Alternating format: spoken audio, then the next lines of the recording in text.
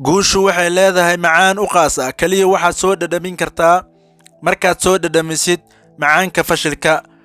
Ha oran weligaa anigu ma haysto waqti ugu filan. ogowna dadka horumarka gaaray dhammaantood waxay haysteen 24 saacadood oo kaliya.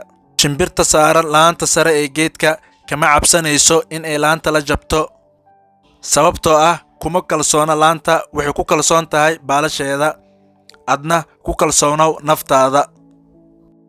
wanaag qabo, abaalmarinna cidna ka sugin, sababtoo ah waa sirta guusha iyo dadka garaadka leh. noqo qof samaysta farxadda ee aan noqon qof farxadda ay samayso.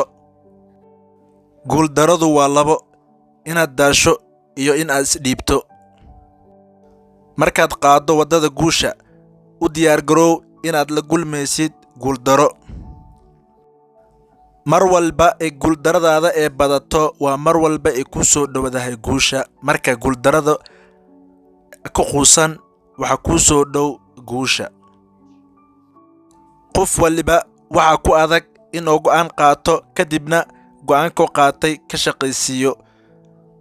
go'aan qaado, go'aanka qaatidna ka shaqaysii, taasi mustaqbalkaaga ay muhiim u tahay.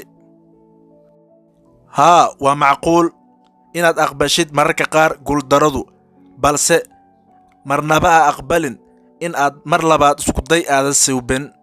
mar waliba iskuday suubi, mar walba kuugu timaado asdhiibin, iskuday labaad suubi.